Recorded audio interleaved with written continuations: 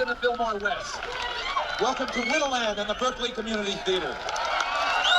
Welcome to the Paramount, the Warfield, the Santa Cruz Civic, the San Jose Civic, the San Jose State Event Center, the Sacramento Community Theater.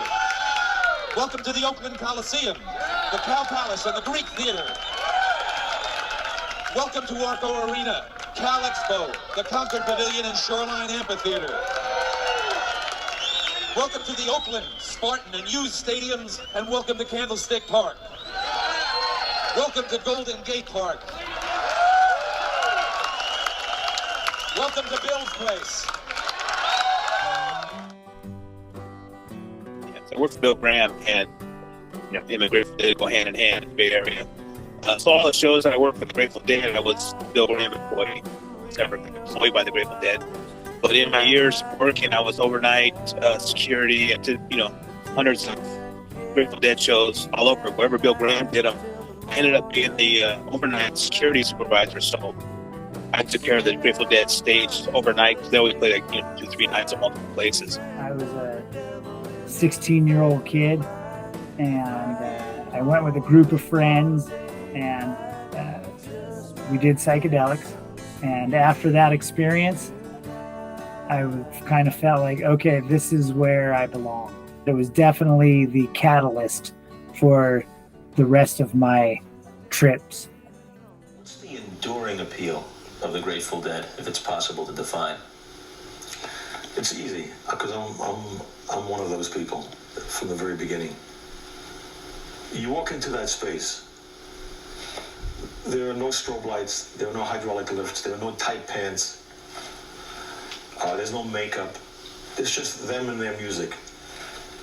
And what they do, they make you feel good. That simple. I was at Laguna Seca in 1985, which is in Northern California. And we woke up, and there was a mist through the whole field that they were playing in. And the mist was about knee high, and it was so dense that you couldn't even see your feet. So it was like walking on clouds. And we went to the show, and the first song the Grateful Dead came out with was Roll Away the Dew. Roll away the dew. And it was one of those moments in life where you're like, all right, everything is correct. Everything is right. Great people. It was, they meant no harm. Out there having a drink, just living their life. They were kind of off the grid. Most of them, they're in the parking lots. They all traveled. They all had these big bands, buses, traveled in groups, and kind of just like you see in the movies in the 60s. And they'd be at the next town. They're selling, energy sandwiches or acid. They had signs in the parking lot. Need a miracle for the tickets and stuff like that.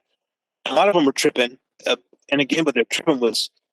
They weren't bad trips, for the most part. They had rock bands and people that had bad trips, and they would calm them down. All those people knew how to deal with that kind of stuff.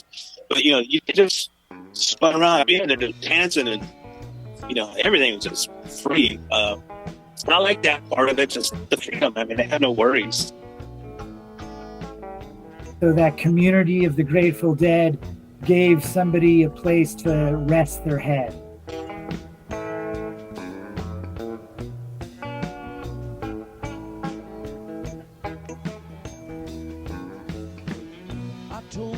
I was in my late teens, early 20s, so I didn't have a lot of financial responsibility. But the Grateful Dead ended up having a thing called Shakedown Street, which was outside the concerts. And that's where people sold shirts or veggie burritos or glass pipes. In my case, nitrous laughing gas. But what was really big in the parking lots was nitrous oxide. So they had the nitrous balloons and tanks. So we did that too. We would go and confiscate the tanks. Funny thing about that though is we would confiscate the tanks and then take them back into the rock man. And then the rock man would be in there doing that stuff. It was they confiscated it and take it back there and do it for themselves, It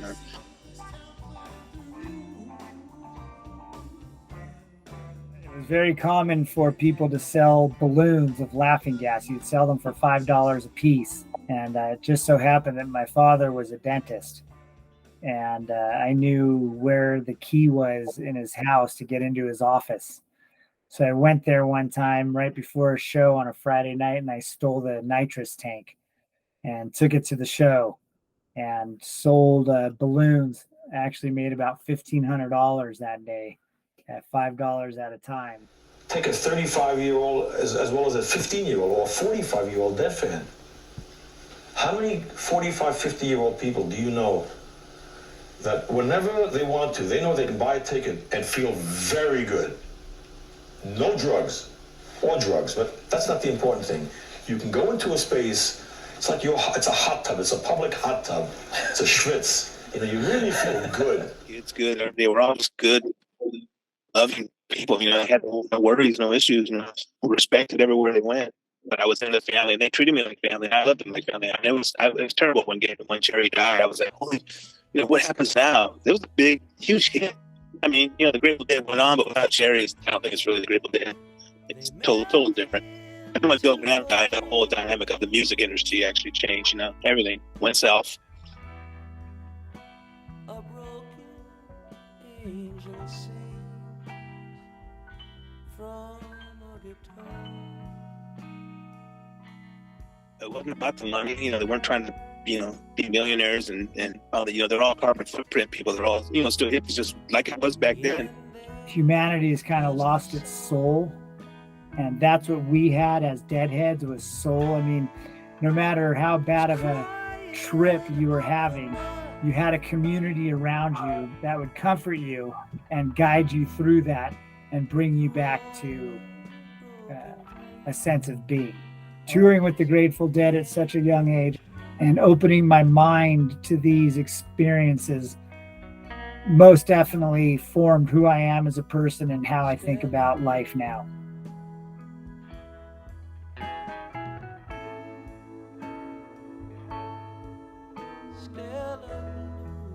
It's trippy, it's different. Nothing like you'd ever seen, probably never see it again. When all the cards are down, there's nothing